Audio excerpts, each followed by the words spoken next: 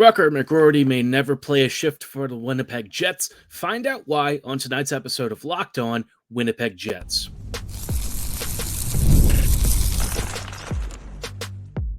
You're Locked On the Hockey Jets, your daily podcast on the Winnipeg Jets, part of the Locked On Podcast Network, your team every day.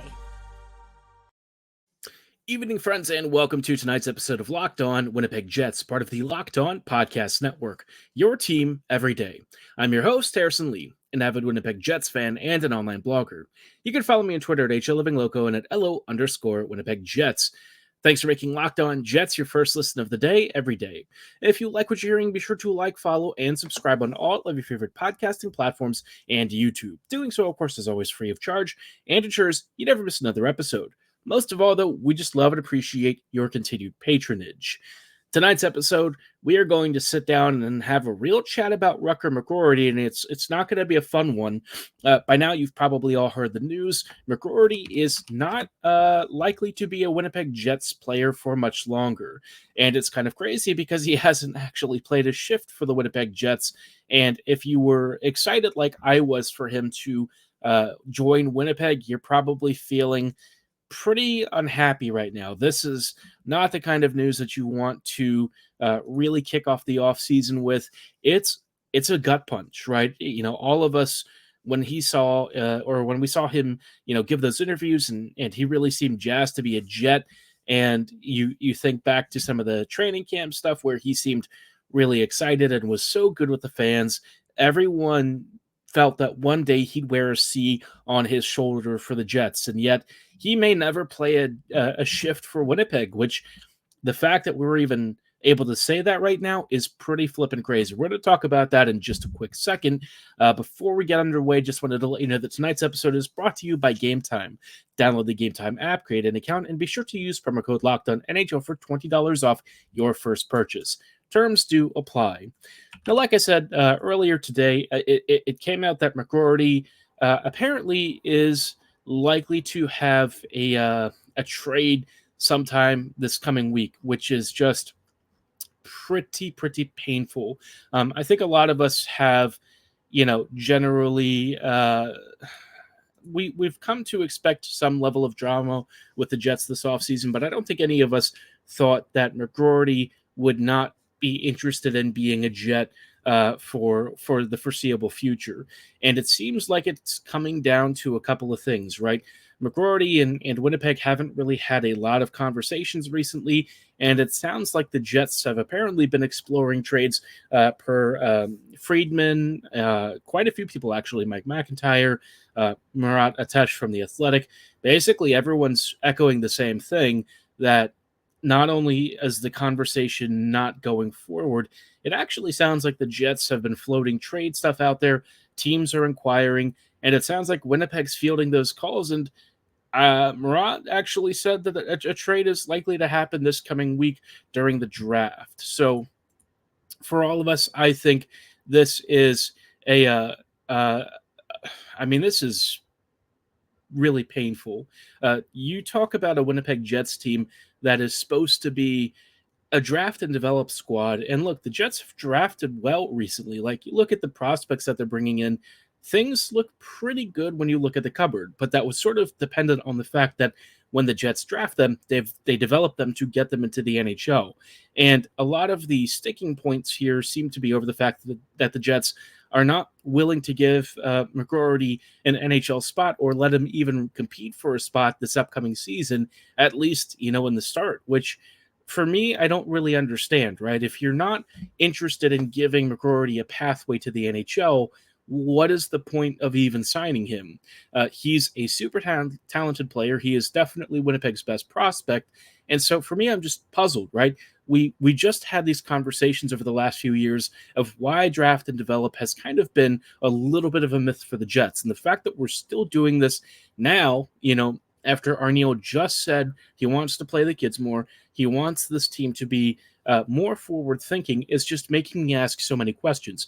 What is the point? What are we doing here? And the fact that we're still having these conversations is mind-boggling to me. What does this team not understand about the way to really build this team's future. And so for me, it's like, is it really what Winnipeg's saying? Is this coming from his camp to try and force something?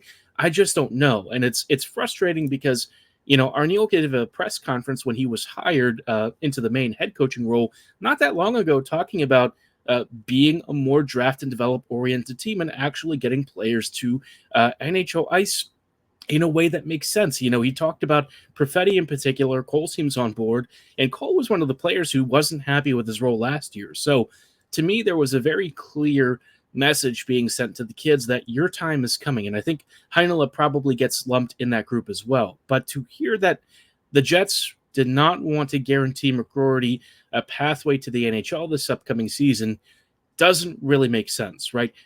You look at this team and where the cap space is being allocated to in a number of key positions and also in the depth roles. And I just, I don't understand, right? If you have players like Iafallo and Appleton who have done, more than their fair share as Jets, but cost a fair bit in cap hit, why would you not consider getting younger and more skilled, right? McGroarty probably would be able to earn a spot into this top 9 out of camp. I do fairly believe that would be the case. And so for the Jets to not really promise him that this is something he could earn this year, I just don't get it. And the fact that he has reservations about his long-term future with the Jets just makes me really unhappy and upset.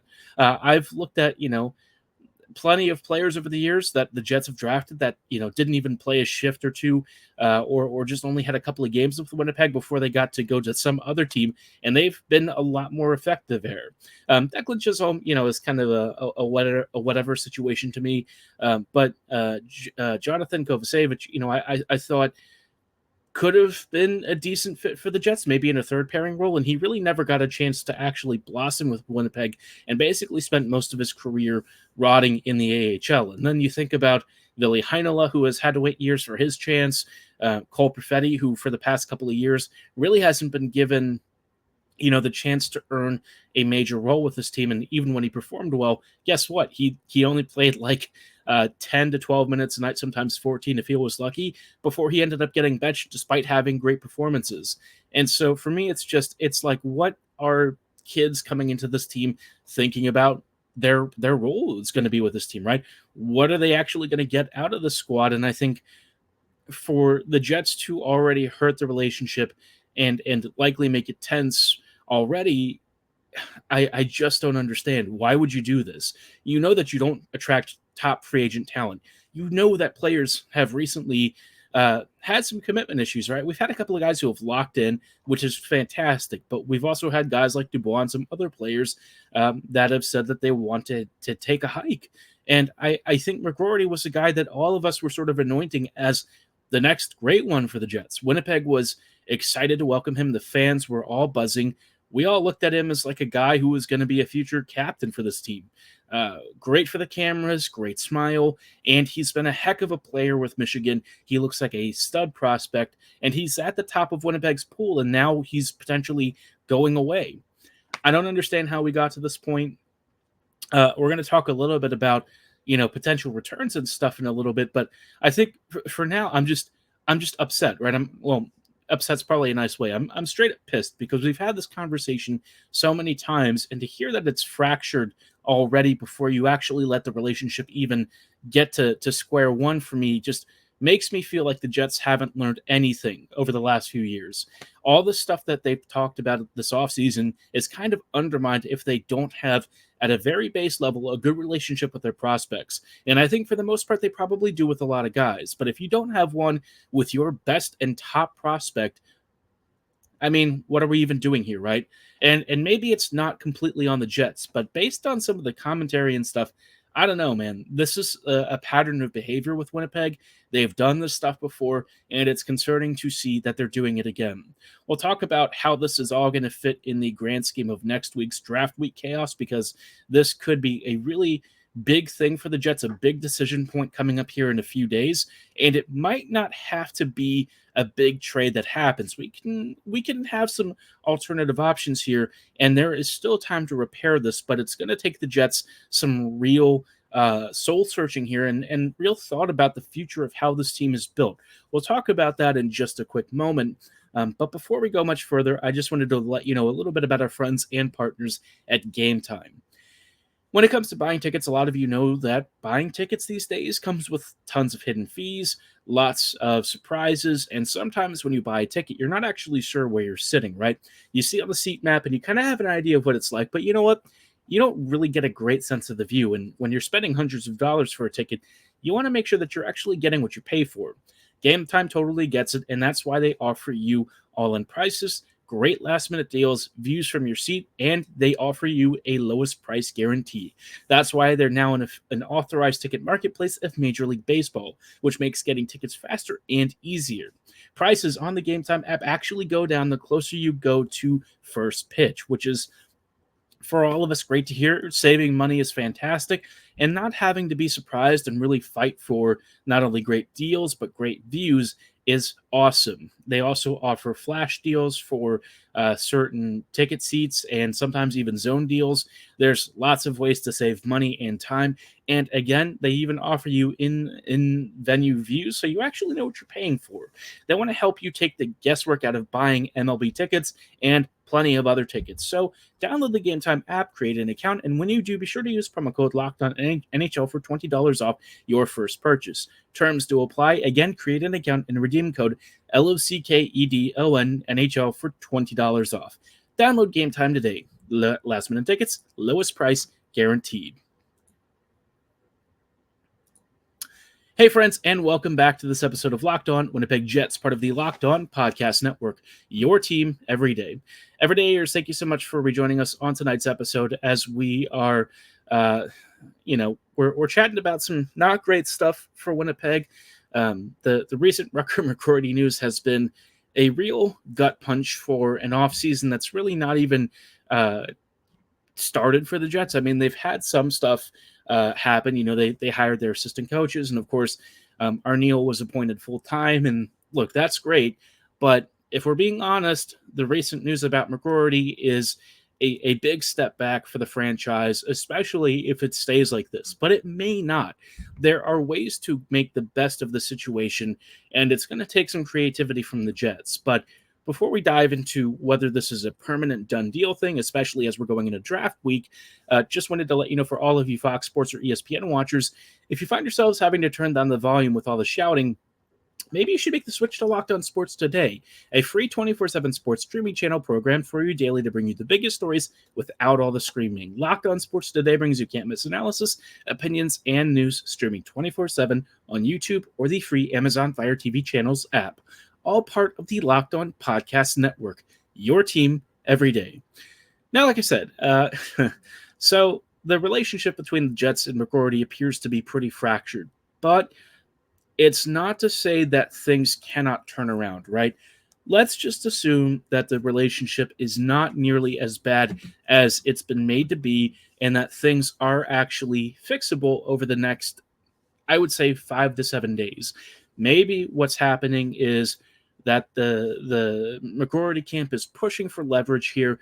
They want the Jets to make a room or make a spot for him, make it clear that he actually can play or is willing to, and is just trying to force the matter, that they want him to have an NHL spot, and that they're willing to go through these lengths to try and get McGroarty where he should be on Winnipeg's roster. And I do agree that he probably is good enough to play at the NHL level for the Jets right now, perhaps ahead of some of the guys that are currently playing. His ceiling is very, very high.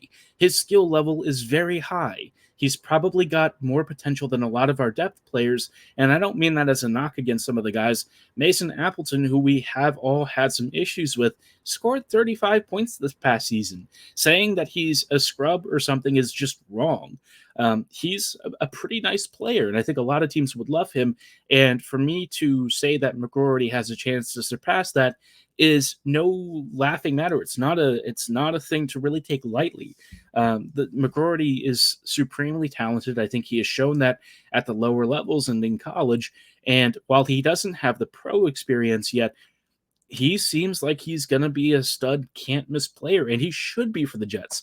This is why you draft talents like him, is to develop them internally and let them play for you and show them what they truly can be. But for some reason, Winnipeg feels hesitant here, and I don't know if it's because they've watched his skating and they think he doesn't have it yet.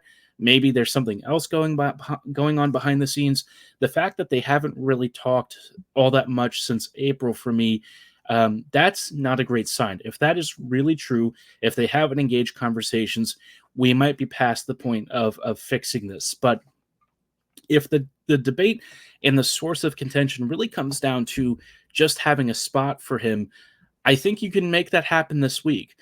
You should honestly be making a role for him anyways, and the Jets have had a problem doing that over the last few years with a lot of their top young players. You can't really find out what they're capable of if you don't give them a chance. And let's just say that things don't go well within the first several games and you start having to think about what is best for his development track. Just send him down afterwards, but give him a shot to earn a spot, because I think McGroarty is likely to do well enough to actually get on this team. And so for me, it's frustrating. I just don't really understand why we're at this point. But again, if Winnipeg honestly could resolve it over the next few days and make that spot apparent, that it is a thing he can earn out of camp, maybe you can skip past all of this trade talk and you just get a great player who's ready and fired up to show up to camp and try and prove himself, right? But my other sense is that if the Jets are already talking about trading him, something else happened, right? I don't know what it is. Maybe there's some stuff going on behind the scenes in terms of something his agent or he has said. I don't want to make judgments here because we don't know these people on a personal level, but it is entirely possible that one party or another is pissed off at the other. Something was said and it's irreparable, right? That is an entirely realistic possibility. We've seen that happen before with other teams. It wouldn't shock me if it happens with Winnipeg, but I kind of feel like that's less of what's happening here. But again, we don't know for sure. We're hearing hearsay from league sources, and so it's hard to get a sense of who's saying what. But if Morant is saying that he's likely to be traded this week, well, all right, that might be a real thing. If that is the case, this coming out right before the draft this week is probably a real sign that the Jets are thinking about making a big move to get into the first round. Because, right, they don't have a first round pick. And McGroarty, of course, would draw a lot of attention. He is really close to being pro ready. He'd likely be able to step into a lineup, as soon as he signs. And if the Jets want to get into the upper half of round one this year, McGroarty is probably a piece that you use to get there. And he'll have control over where he goes. He'll have some say in this, so it's going to narrow the pool a bit. But in terms of Winnipeg offering up one of its biggest trade chips, you could potentially come away with a very high draft pick. But I kind of feel like Winnipeg isn't entirely on board with that. I would expect that they want a young roster player that maybe is on the outs with their own team, but they see a future with him on this team. And I kind of look at guys like Martin Necas, Trevor Zegras, players like that who are young, who are a little more in the pros already because they've had a couple of seasons under their belt and they've shown serious potential, but maybe for one reason or another, they're just not there yet. Cutter Gauthier with the Ducks, right? He's apparently really good friends with McGroarty.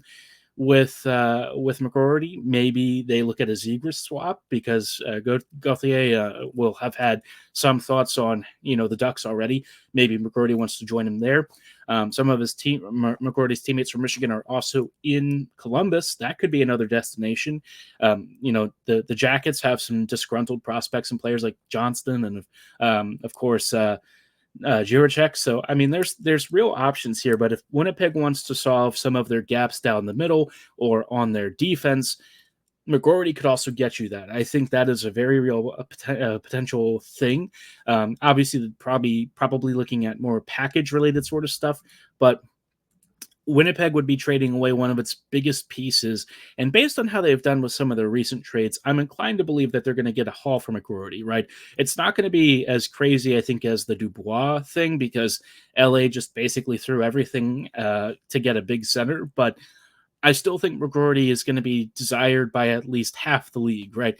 I think that's pretty fair. I think a lot of teams are going to be after him. I'm exaggerating slightly about the half the league thing, but a lot of teams are going to see his potential and think that they want that. And whether the Jets could land in the first round of this year's draft, or my more likely thought is that they're going for roster players.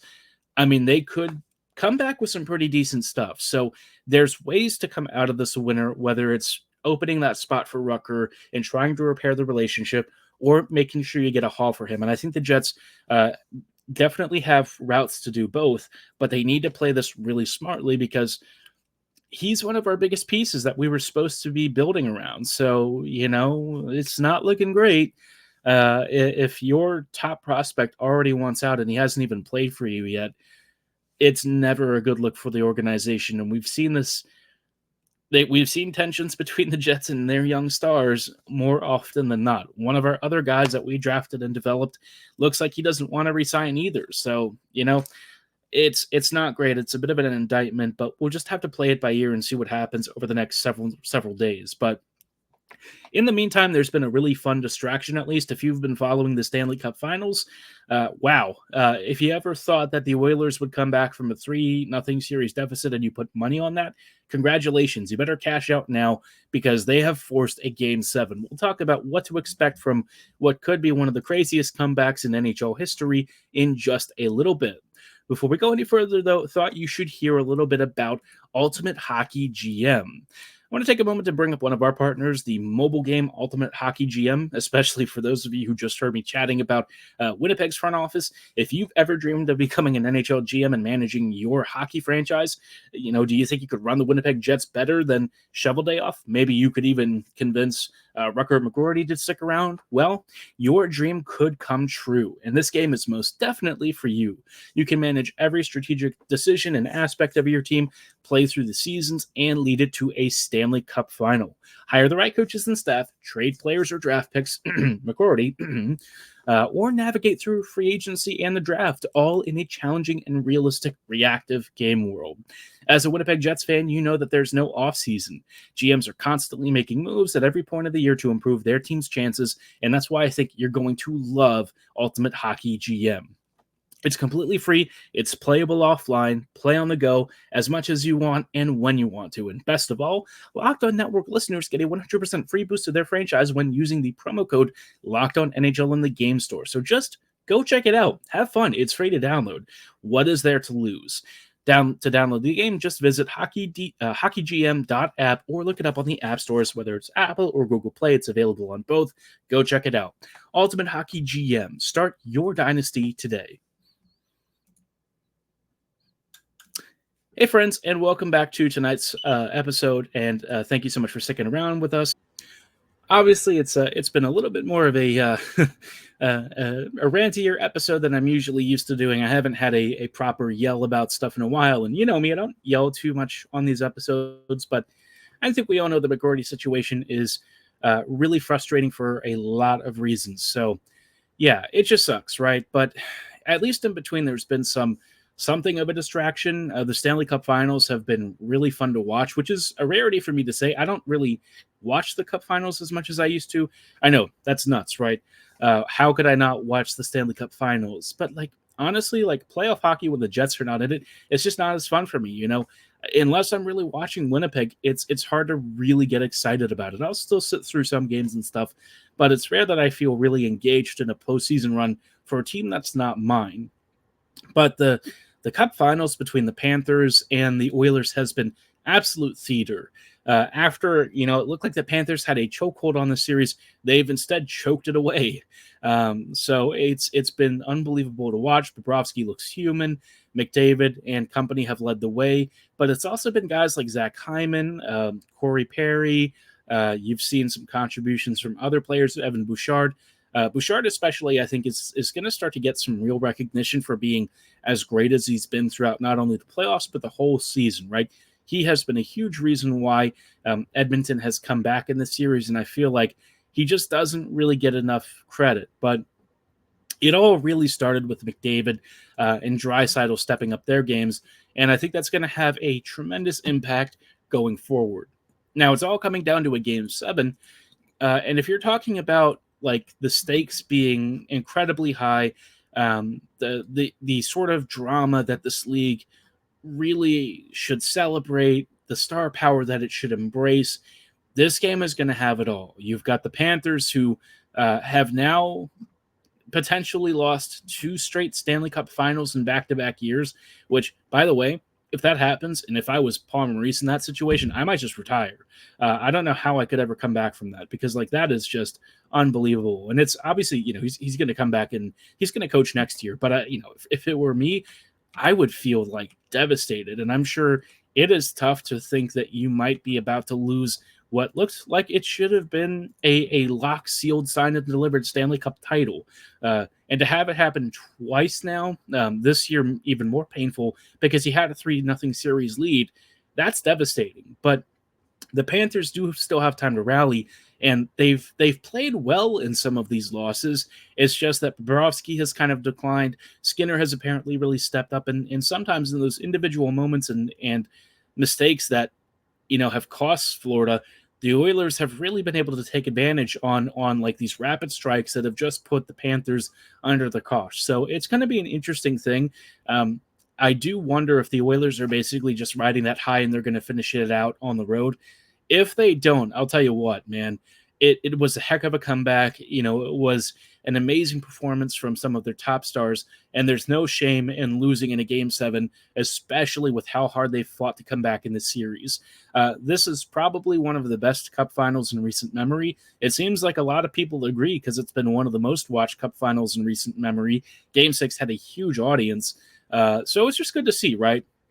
You've got drama, you've got chaos, and all I can say is I really wish it was the Jets getting this chance to do this, because it would have been awesome to have that happen. But unfortunately, we've only had some near misses with getting to that stage. It is what it is. Well, maybe one day we'll be back there, hopefully with Rucker McGroarty in tow.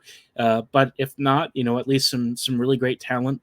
I know I said McGroarty was certainly our top prospect, but Brad Lambert probably ain't far behind, and I think Lambert seems like he's a guy that might stick around. So let's hope that the Jets build towards a great future, because I want to see them get the chance to play in a Stanley Cup Finals Game 7 and, fight for one of the hardest trophies in North American sports to conquer. So let's see what happens on Monday. I think that's going to be absolute must-watch theater. We didn't really have too many great playoff series in basketball this year.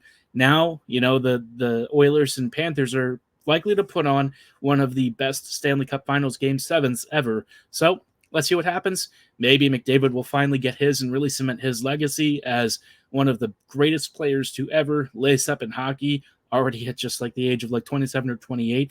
Or maybe the Panthers will finally get their due and finish out a series with a lot of former Jets involved, whether it's, on the coaching side or certainly on the player side. So lots to root for. Let me know who you're rooting for in game number 7 in the comments below, or at my social medias at HLLivingLoco and at LO_Winnipeg Jets. For tonight's episode, though, that's going to be all the time that we have. Thank you so much for making Locked On Jets your first listen of the day every day. We'll follow up tomorrow with some more stuff and probably some conversations about the direction of the Jets. But for tonight's episode, like I said, that's all the time that we have. Thanks so much for listening. Have a great night. And as always, go Jets go.